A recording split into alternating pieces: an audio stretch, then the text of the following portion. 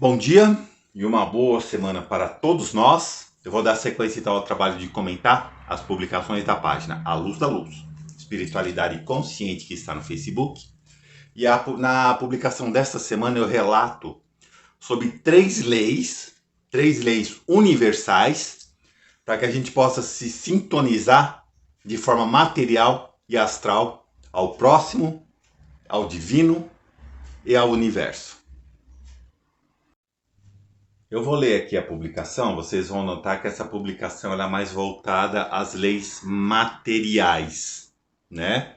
Só que nós vamos colocar esse enfoque nas leis espirituais, porque é disso que se trata o nosso trabalho, tá ok? Então a publicação que saiu na página ontem, ela é uma frase de Benjamin Disraeli, não conheço, né? Mas ele falou uma coisa muito pertinente aqui e eu vou relatar aqui, eu vou citar agora o que ele disse. Uma frase simples, curta e direta, mas muito importante, presta atenção. Vamos lá. Quando os homens são puros, as leis são desnecessárias. Quando são corruptos, as leis são inúteis. Não deixa de ter uma verdade. Então, o que seria a lei? Se quando nós somos puros elas são desnecessárias e se quando os homens são corruptos elas são inúteis. A gente pode muito bem salientar no Brasil atual, com este governo e com esta Suprema Corte, o quanto as nossas leis são inúteis. Não é verdade? Mas eu não estou aqui para falar sobre essas leis materiais, essas leis da matéria, essas leis da Constituição. Eu estou aqui para falar sobre leis espirituais. É sobre isso que a gente vai tratar. Bom, feito esse adendo, vamos então tratar da primeira parte dessa frase de Benjamin Disraeli, né? Que ele diz: quando os homens são puros, as leis são desnecessárias. Pois a pureza do sentimento, do amor, da vibração de um homem, faz com que ele haja de boa fé, faz com que suas ações sejam bem intencionadas, com que suas ações sejam carregadas de boa fé. Então, para que as leis? Se nós intrinsecamente fazemos as nossas leis, leis de paz, leis de luz, leis de bondade, de caridade, de seja lá de tudo que for de bom, que a gente faça as nossas leis que estão intrínsecas às nossas ações, sem a gente precisar de regras, mas sim do amor incondicional, puro, concreto. Porque daí essas leis materiais serão totalmente desnecessárias, pois nós vamos agir de acordo com o amor. E agindo de acordo com o amor, o que mais? Né? Para que mais? Além do amor incondicional um pelo outro. Mas eu quero relatar aqui, conforme eu disse no início do vídeo, são três leis principais. O mundo espiritual, o mundo astral, o universo em si, ele é regido por várias leis, de acordo sempre com a crença que você utiliza para a sua vivência. Então tem as leis espirituais de tal, como que eu vou dizer? As leis espirituais de tal religião, tá? Na falta de uma palavra melhor que agora não me vem na cabeça. As leis primordiais de outra religião, de outra doutrina, era isso que eu queria lembrar. As leis de uma doutrina, as leis de outra doutrina. Cada qual faz o seu conjunto de leis. E a gente tem que sempre salientar que essas leis são feitas também pelo homem. Elas são grande parte das vezes canalizadas, tá? Mas grande parte das vezes também alteradas pelo homem.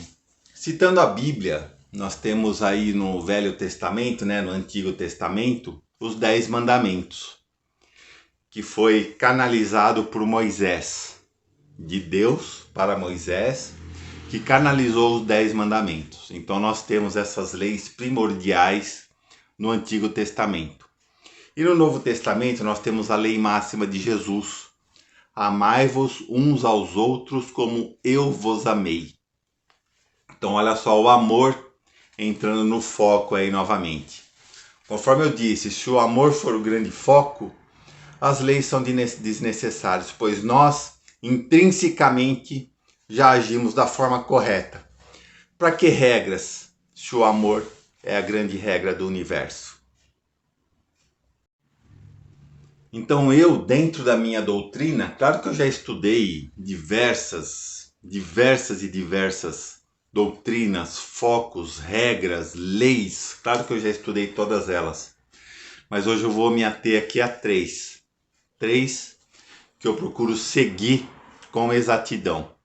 Tá? Que são regras muito simples, leis muito simples, mas que se você praticar no dia a dia, você vai tornar o mundo um lugar melhor para viver. Quais são essas 3 regras? A regra do amor, a regra do perdão e a regra da gratidão.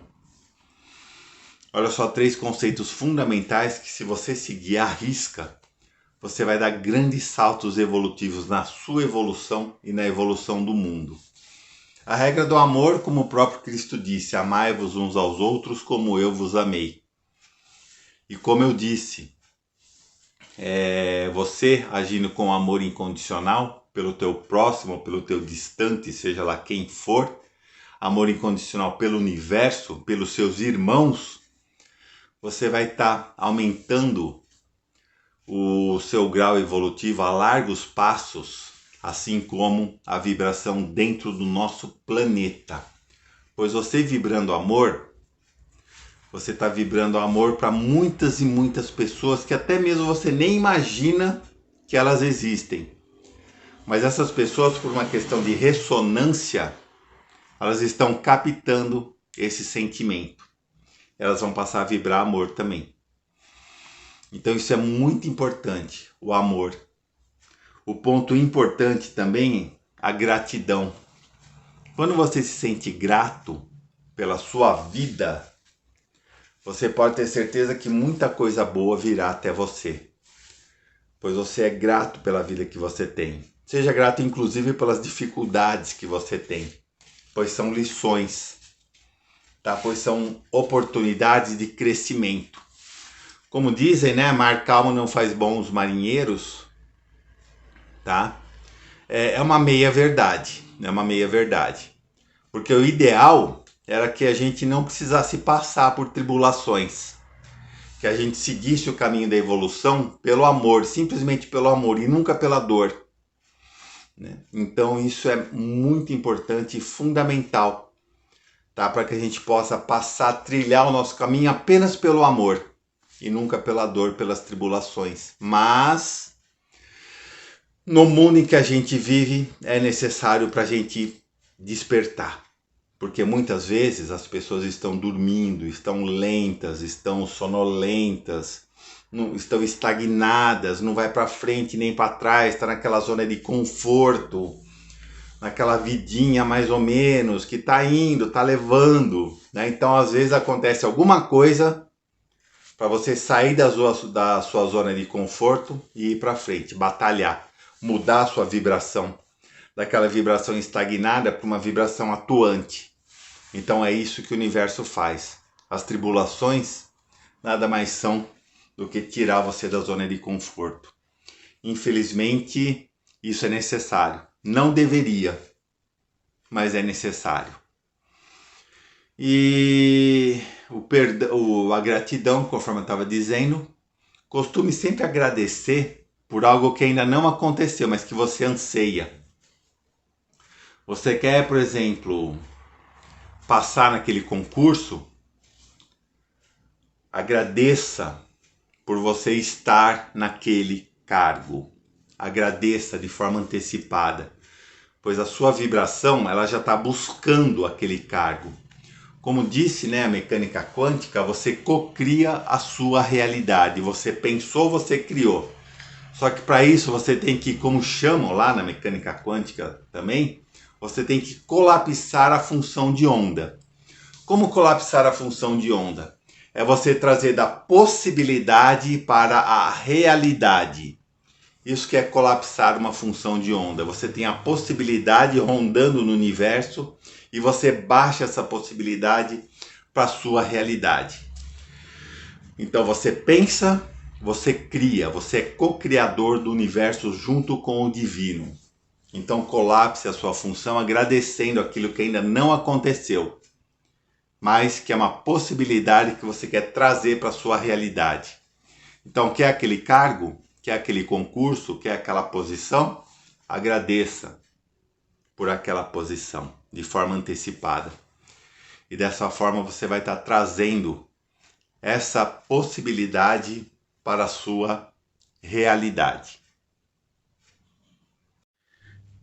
E por último, mas não menos importante, mas o mais difícil, vamos confessar, o mais difícil é o perdão.